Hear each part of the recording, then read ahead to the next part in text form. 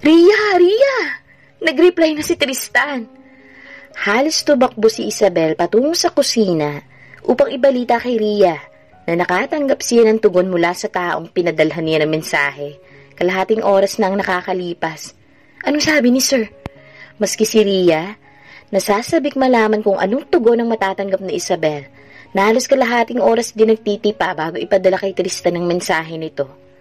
Tinuruan nga rin niya itong gumamit ng emoticon na kinagaliwan naman itong gamitin. Parang nakangiti. Smiling face ba ang tawag doon? Nagtatakang sagot ni Isabel, saka pinakita kay Ria ang tugon ni Tristan. Hala ka, smiling face nga! Humagalpak ng tawa si Ria, na agad din namang nahinto na mapagtantong sila na lamang ni Isabel ang nasa kusina ngayon. Tulog na yung ibang kasama nila sa bahay kaya hindi sila pwedeng mag-ingay. Grabe, improving na nga talaga si Sir. May pa-smiling face na siyang nalalaman ha. Na-imagine ko tuloy yung nakangiting ganyan habang magka-text kayo. Teenager lang ang peg. Ano ka ba, Ria? Hinaan mo nga yung boses mo, makamagising si Manang Rosa eh. Mapapagalitan tayong dalawa. Saway ni Isabel. Pero hindi pa rin mapigilan ng katabi niya ang bumungis-ngis. Napanguso na lang si Isabel sa kamuling tinignan ang natanggap niyang tugon mula kay Tristan. Wala sa sarili niyang ginaya ang emoticon na nakangiti, na lalo namang kinatawa ni Ria. Sorry na, hindi ko mapigilan talaga eh. Nakakatuwa kasi kayo. Saad ni Ria. Pigil pa rin ang pagtawa. Nakakatuwa o nakakatawa? Magkaiba yun, Ria, ha? Doon nahinto sa pagtawa si Ria. Ay, wow! May paleso na siya, ha? Improving ka na rin, Iza. Hindi malaman ni Isabel kung paano sasabayan si Ria na hanggang ngayon dala-dala ang kasiyahan na nararamdaman nang makapagpakuha ito ng litrato kay Azami bago ito umalis kanina. Mayat-maya tingin ni Ria sa cellphone upang silipin ang litratong yun na para bang isang panaginip lang sa kanya ang nangyari. Makalipas ang ilang oras na pananatili sa kusina, nagpaalam na rin si Ria na papasok na ng kwarto para magpahinga at hindi na masasamahan pa si Isabel na maghintay sa pag-uwi ni Tristan. Iza, matulog ka na kung inaantok ka na ha. Baka mamaya pang hating gabi umuwi si Sir. Mapupuyat ka kahihintay niyan. Paalala ni Ria. Ngayong mag-isa na lang si Isabel, naging tahimik na ulit ang paligid. Kuliglig na lang ang kanyang naririnig. Tumila na ang ulan kanina pa pero ramdam pa rin ang balat niya ang lamig ng paligid. Tumingin si Isabel sa cellphone. 10:00 na ng gabi.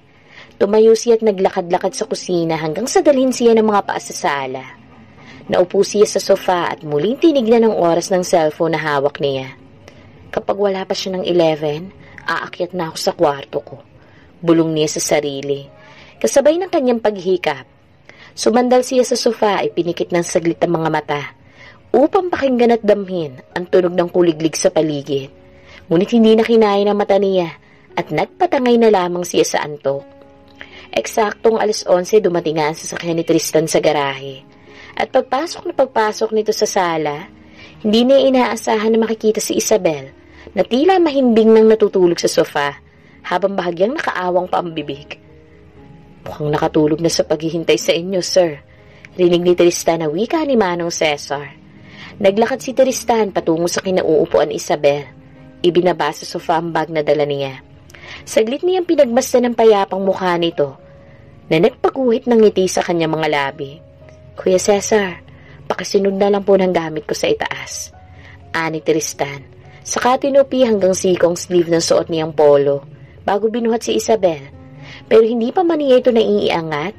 Bigla nitong isinampay ang magkabilang braso sa kanyang balikat at ang kanyang batok ay tila natulak palapit sa mukha ni Isabel na naging dahilan para maglapat ang mga labi nila. Tila lalong lumakas ang kuliglig sa paligid at kasabay ng tila pagbawala ng puso ni Tristan nang maramdaman na malambot at manipis na labi ni Isabel. Mahirap mang paniwalaan ngunit totoo ang unang pagkakataon na nadikit ang kanyang labi sa labi ng iba. Sa 30 taon na nabubuhay si Tristan sa mundong ibabaw, ni minsan hindi pa niya nagagamit ang labi niya para idikit sa labi ng iba. Siguro noong bata pa siya, nagagawa niya pa iyon ng walang halong mali siya. Ngunit ngayong may edad na siya, ibang usapan na yun.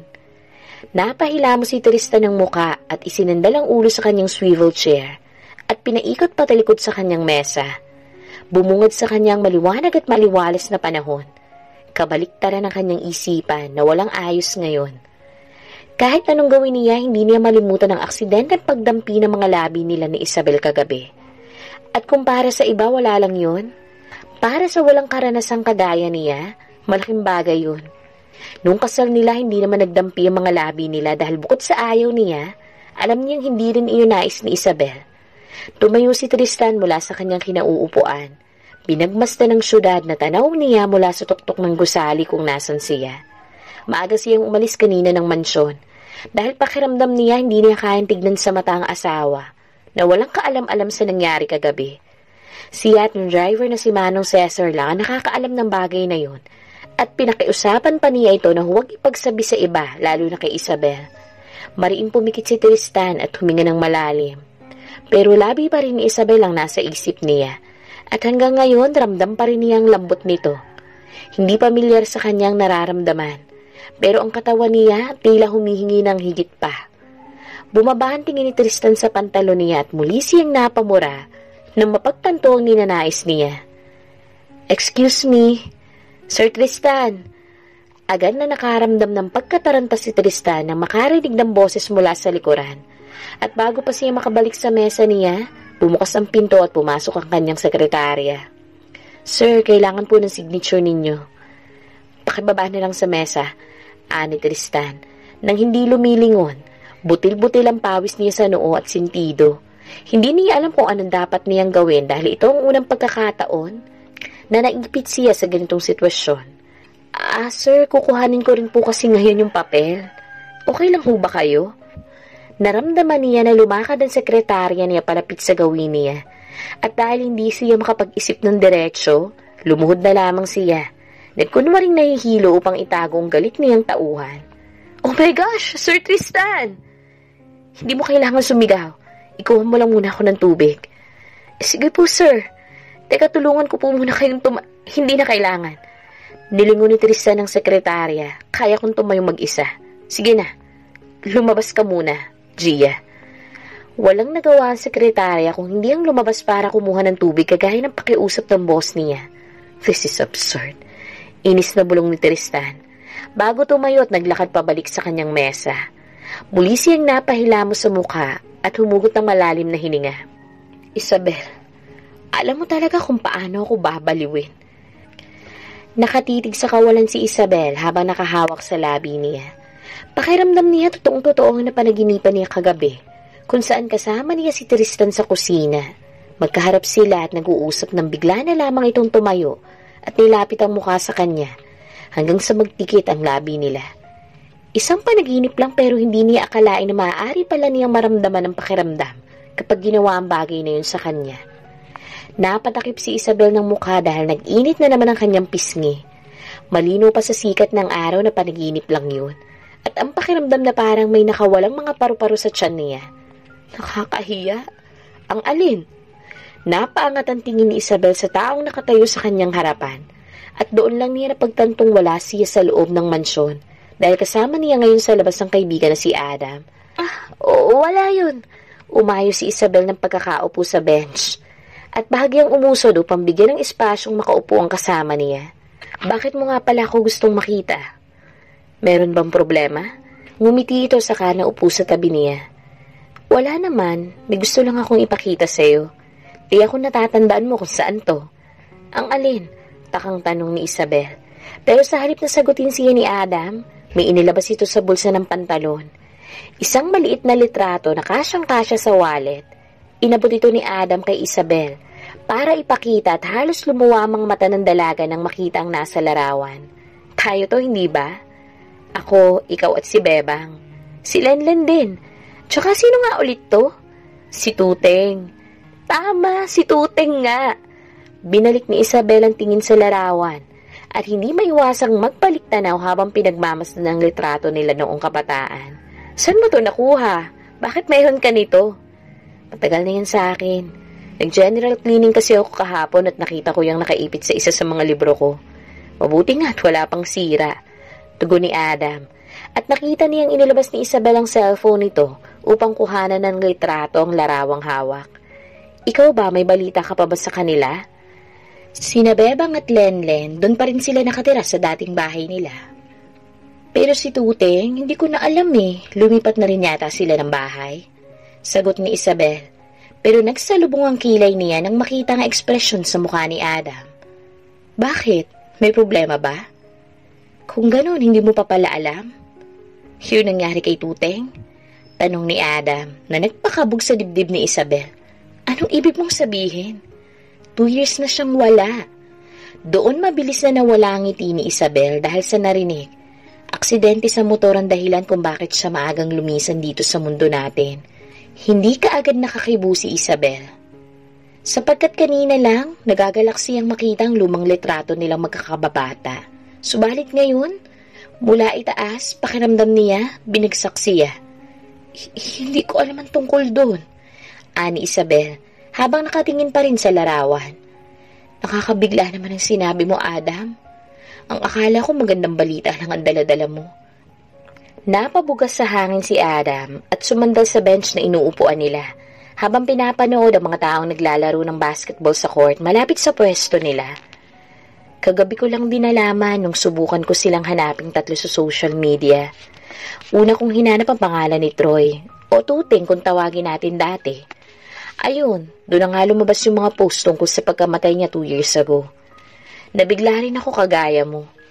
Walang naisagot si Isabel dahil yung sayang naramdaman niya kanina, napalitan ng gulat at ng lungkot dahil sa nalaman niya. Pero bukod doon, may isa pa sana akong gustong ikumpirma sa'yo. Dagdag ni Adam, dahilan para muling makakuha ng atensyon niya. Hindi ka naman nag-high school, hindi ba? Nagtatakang umiling si Isabel.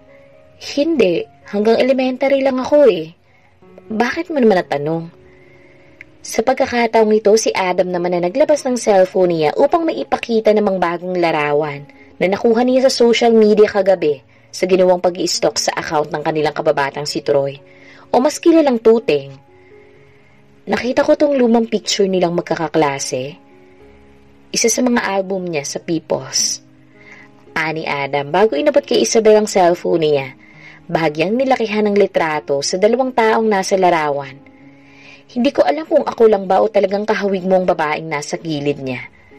Nakaramdam ako ng kilabot sa buong katawan. Nang matukoy kaagad ang ibig sabihin ng katabi niya, may isang babae sa litrato na kumukhang kamukha niya nung kabataan.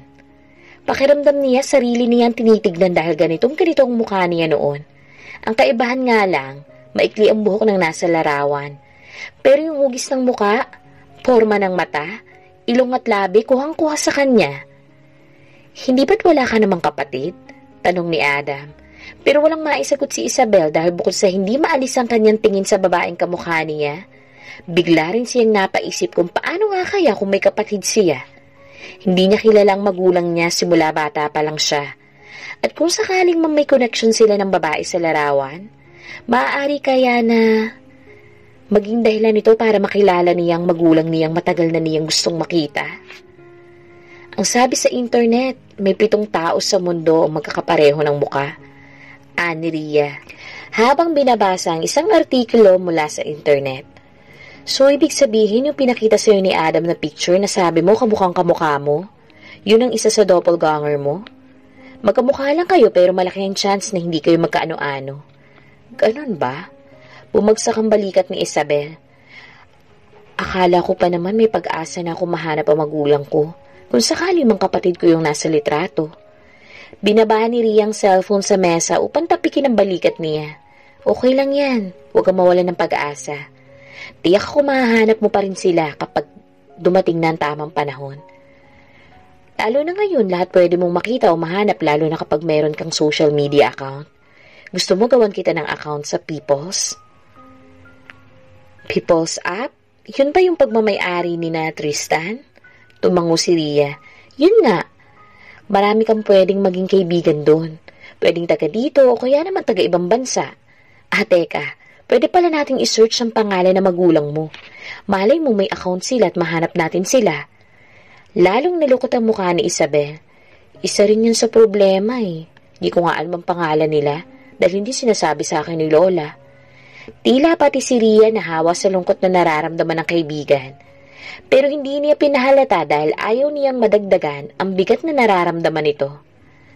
Sigurado ako may mabigat na dahilan ng lolo't lola mo. Kaya hindi nila yun masabi sa'yo. Pero darating ang araw na makikita kayo ng mga magulang mo. Baka nga hinahanap ka rin nila kaya huwag kang sumimangot. Magtatagpo din ang mga landas nyo. Isang tipid ng ngiti lamang ang ginawa ni Isabel at buong maghapon, hindi niya maiwasang hindi isipin ang kanyang nakaraan. Kasama ang lolo at lola niya na hindi naman nagkulang sa pagbibigay ng pagmamahal sa kanya. Subalit hindi talaga maiwasan ang mga katanungan niya sa isip patungkol sa ama't ina. Bumangon si Isabel mula sa pagkakahiga sa kama. Kinuha ang cellphone niya na nasa mesa. Segundo lumipas bago niya tinawagan ang numero ng cellphone ng lola niya. Gusto niya ulit subukan at pagbaka sakali sa puntong ito. Magbigay ito kahit kapirangkot na detalye sa magulang niya.